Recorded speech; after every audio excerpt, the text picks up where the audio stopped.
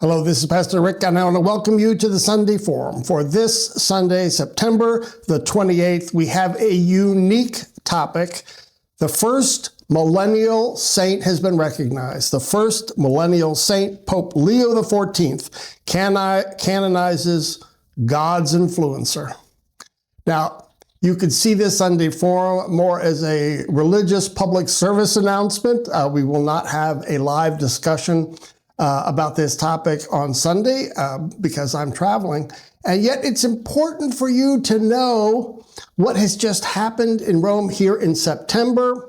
It's good to know personally, but also that your kids, you might want to share this with your kids or grandkids, that you are in the know, because this is what happened. Carlo Acutis, an Italian, a young Italian boy, and he was just 15 when he died of acute leukemia in 2006. He was just canonized by Pope Leo XIV. Pope Leo declared Carlo the first millennial saint. Pretty amazing. And he did so at an open-air mass attended by tens of thousands of people from all around the world in St. Peter's Square on Sunday, September the 7th. So you're getting this fresh information. Actually, it was Pope Francis who really wanted to elevate Carlo as a saint. He had pressed for him to be recognized because he really wanted to use Carlo Acutis as a way of attracting young people to the Catholic Church and to the faith, to find someone relatable, a role model in the faith, a young person who other young people could look up to. Pope Francis then approved a miracle. The only reason they had to wait is to be canonized. There are rules in the Roman Catholic Church, and you have to wait for at least 2 miracles to be researched and approved. And Pope Francis approved a miracle attributed to Carlo in 2020, declaring him blessed and crediting him with the healing of Matias Viana, a 7-year-old boy from Brazil who recovered from a rare pancreatic disorder after touching a shirt with Carlo's picture on it. Then a second miracle just came in 2024.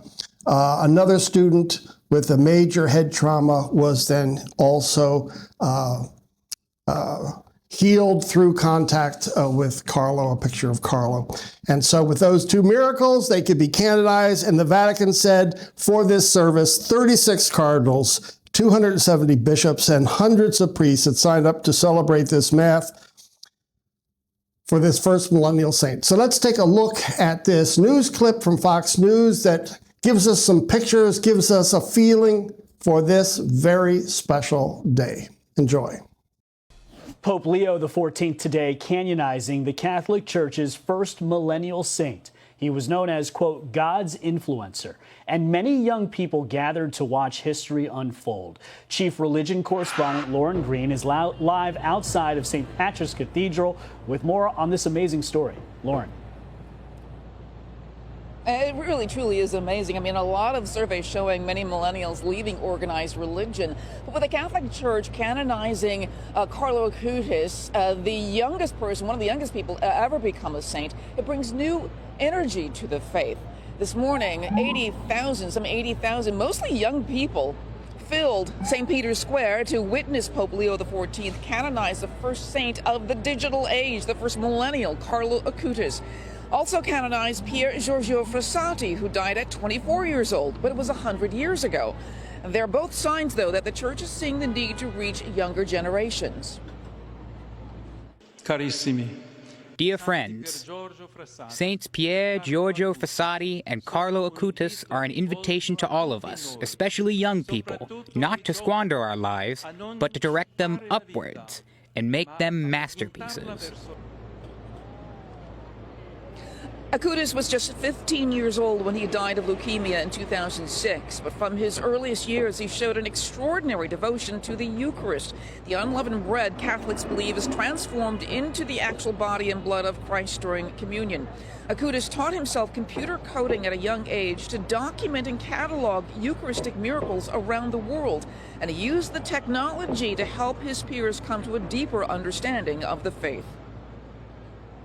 The more people come to know and love and seek to imitate Carlo Acutis, the more they're going to love, know, and seek to imitate his love for Jesus Christ in the Eucharist, as Catholics believe. And so I think it's going to have a massive impact. Now, 2 miracles were attributed to Acutis to pave the way for his sainthood. One was a Brazilian boy who had a sudden healing from a pancreatic condition, and also a young woman who was healed from a traumatic brain injury. Back to you. Lauren Green, live outside the beautiful St. Patrick's Cathedral here in New York. Lauren, thank you. So didn't you enjoy that? Those are amazing pictures from St. Peter. Vatican Square. And here you can see that Carlo he used technology to promote the faith. He started by using the family's old computer. His parents said he was obviously quite gifted, although I believe his early years were in London. They quickly moved back to Italy, and he used that computer.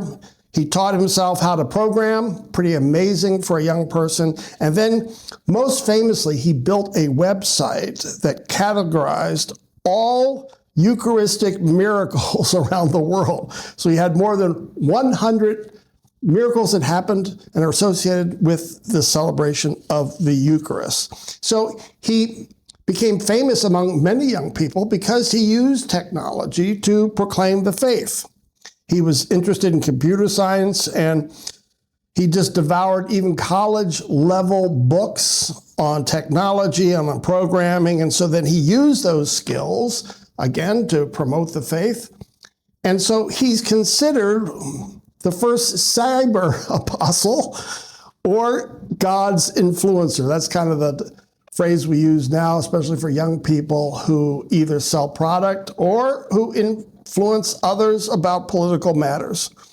A cyber apostle, just think about that.